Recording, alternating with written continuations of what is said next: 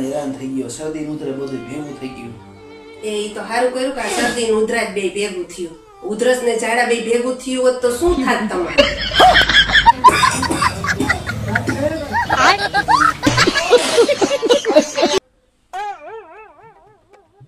જીભ કાઢ તો નીલમ. કા તું જીભ તો કાઢ.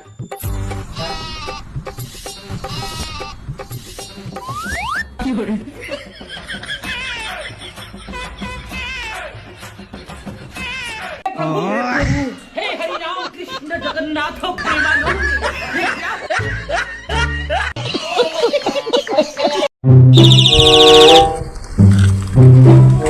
કાશેટ હા ભાઈ, દુકાન કમ્પ્લીટ ચાલુ થઈ ગઈ?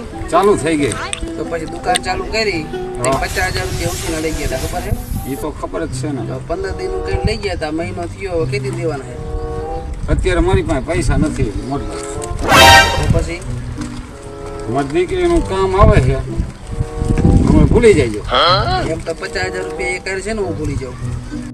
એ કારે ન ભૂલી શકતા હોય તો 5,000 ના હપ્તા કરી હપ્તે હપ્તે ભૂલી જઈશું. તેને પૈસા દીધા છે એવું નથી, બોલો.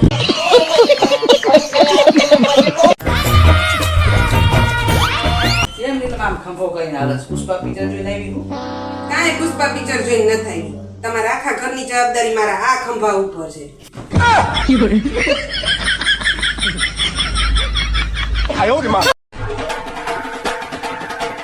હું થયું પણ અરે મારા બોસ નું 50 વર્ષે ગોઠવાઈ ગયું. અરે મતલબ એના લગન છે 50 વર્ષે, એટલે એ બધા કર્મચારીઓને બોનસ દેવાના છે. અને આમ જો બોનસ 100% મોટું હશે. જય માતાજી. આપણે છે ને ગોવા ફરવા વયા છે. અત્યારે ગળદી ઓછી હશે અને ફ્લાઇટ ની ટિકિટ હાવ સસ્તી હોય. તોય પૈસા વધશે તો છે. આપણે થોડા ઘણા શેર લઈ લઈએ તો ગટપણમાં કામ આવશે. તોય પૈસા વધશે જોજે. હું હમણાં 10-20 હજારની હાડી લઈ લઉં તો તહેવાર આવે છે ને તો મારે કામ આવશે. તોય પૈસા વધશે જોજે.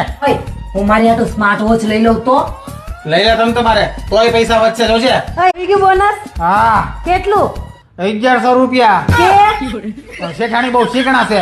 તો હવે આપણું બધું પ્લાનિંગ. આપણે વેકેશનમાં ગોવા જવાનું છે ને ફરવા, તો અત્યારથી ફ્લાઇટ નું ને હોટલ નું બુકિંગ કરાવી દો ને પછી તમને મોંઘું પડશે પાછળથી. હમણાં રહેવા દે, હમણાં નથી કરાવવું. એક તો પૈસા છે નહીં, માર્ચ એન્ડિંગ ચાલે છે, પછી કરાવશું. હું શું કહું છું, મને થોડાક પૈસા આપજો ને, મારે આજ પાર્લર જવાનું સાંજે એટલે. હમણાં ખોટા ખર્ચા રહેવા દે, દદી મોડી પાર્લર જશે, માર્ચ એન્ડિંગ ચાલે છે. સાંભળો, હું શું કહું છું કે મને થોડાક પૈસા આપતા જજો, શાક લેવાનું છે, બધું કરિયાણું ખલાસ થઈ ગયું છે. અરે યાર, હમણાં જેટલું છે ને એટલામાં 4-5 દી કાઢી નાખ, માર્ચ એન્ડિંગ ચાલે છે.